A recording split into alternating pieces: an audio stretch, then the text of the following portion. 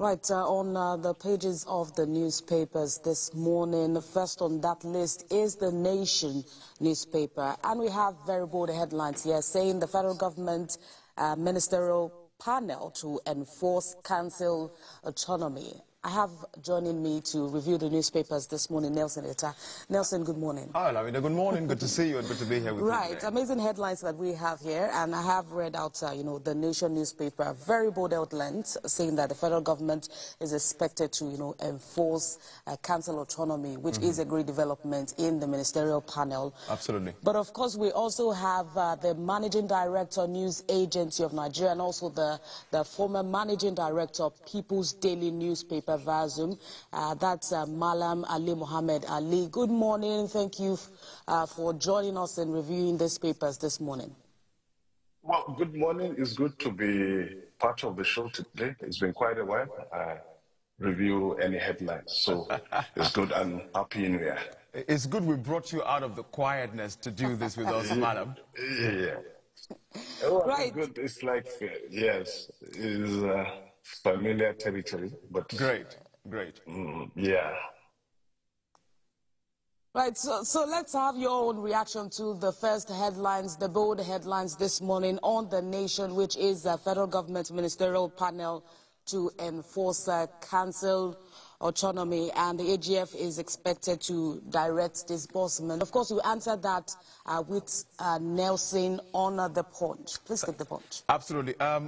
The Punch here says Dangote, NNPCL, total 247 firms dump discos to generate 6,500 megawatts. This is as operators blame poor supply for the move, and federal government laments exit from the national grid. It says here Dangote and a few other companies are dumping the discos to generate their own power. Malam, do you think this is the way to go, that these companies are pulling off from the national grid to generate their own power? What do you take?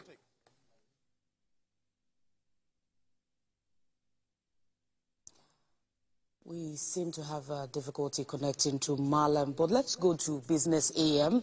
And the big story here says, hope rises as experts see Nigeria's inflation cooling off in 2025. Nelson, we've seen a lot of, speculations about the inflation rate in 2025. Yeah. And this is some of the issues, of course, we expect Malam to, address. Malam, if you can hear me. Yeah, I missed that part, that latter part of the question. Okay. Right. Yes, I was asking you, what's your take on the fact that Dangote, NNPCL, a total of other 247 firms are dumping the discos to generate their own power? According to Punch here, they'll be generating around 6,500 megawatts. What do you think?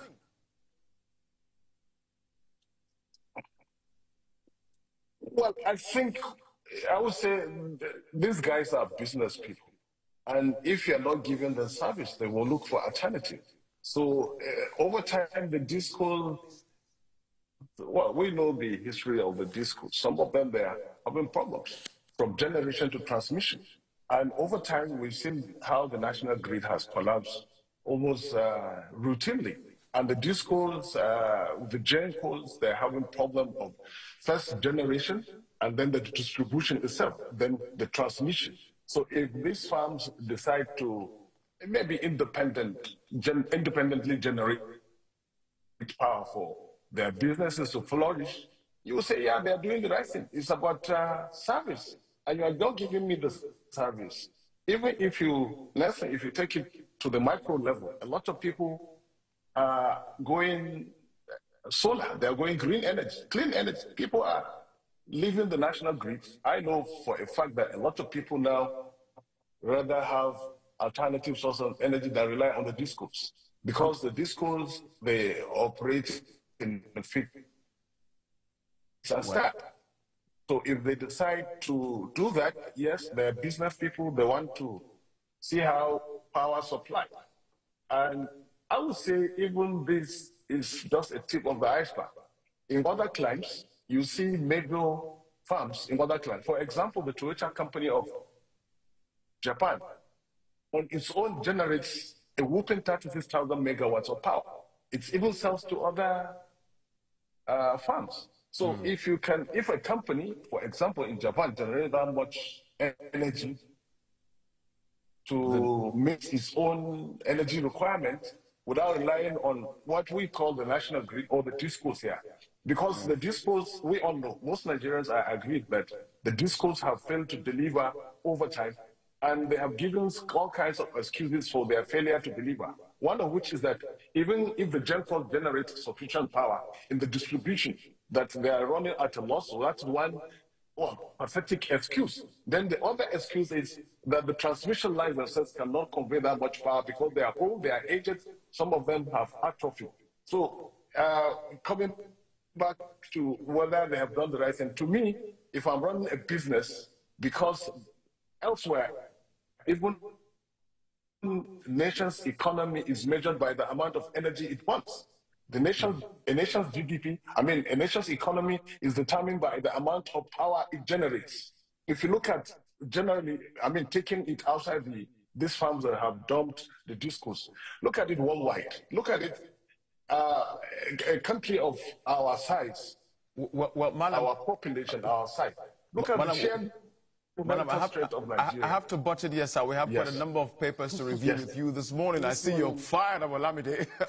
You know, business is business, and so business as usual. They have to keep running. That is taking me to Business AM, and you know, in addition to this power issue, many persons are also reacting to the inflation rate. Hope rises as experts see Nigeria's inflation cooling off in 2025.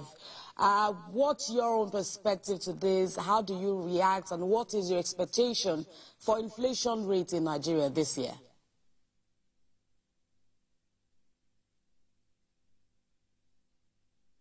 Look, once with this decision now, once we fix a few things right, and if you look at what the federal government has been doing in the last couple of months, once we cross the T's and dot the I's, then you stimulate, for example, dependent, each of the regions have its own unique attributes. For example, if you can link, if the nation's major challenge is insecurity, which even is beyond the shores of Nigeria. If you look at the whole of the Sahel, the West African sub-region, we're battling insecurity. Now, if you can boost security, which I see certain steps have been taken to do that over time, then you stimulate the economy, power with energy. Now, look at what's been happening lately. There's been a downward review of the prices of petroleum. If some people even say that this 100, that is really welcome. If that happens, and given that refineries which have been comatose over time, they are coming on stream. If you boost that, you get a regular fuel supply at affordable cost, then you stimulate the economy. There will be interconnectedness between and among the various regions of the nation. Now, if you look at how the nation's superhighways, now some of them, they have been, the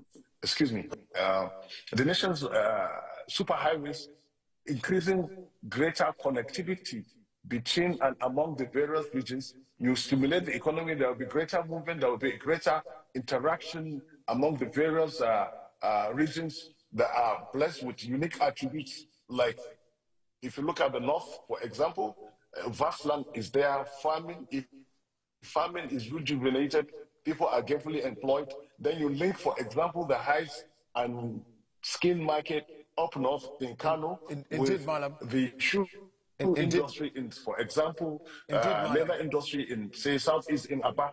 If you can do that, and then look at our coastal, the waterways in Lagos or elsewhere, then you see the economy would be on the rebound, and then Nigeria economy at a point was the leading economy on the continent, and let's still stay on its place. Let's still stay on the issue of if the we have economy, some stability in the exchange rate. Madam, can you hear me? Let's still stay on the issue of the economy. I take you now to the Daily Independent with a very bold header here, still on the economy. 2015 budget, debt servicing at 16.3 trillion, not sustainable. This is, of course, the opinion of experts. They say it dwarfs defense, infrastructure, education, health at 14 trillion, ask the federal government to cut debt burden and restore credit rating and tame inflation. And something else there on the Daily Independent, we have the police to Nigerians obstructing officers on duty attracts 2 years in prison. Malam, do you think that Nigerians obstruct the police while on duty?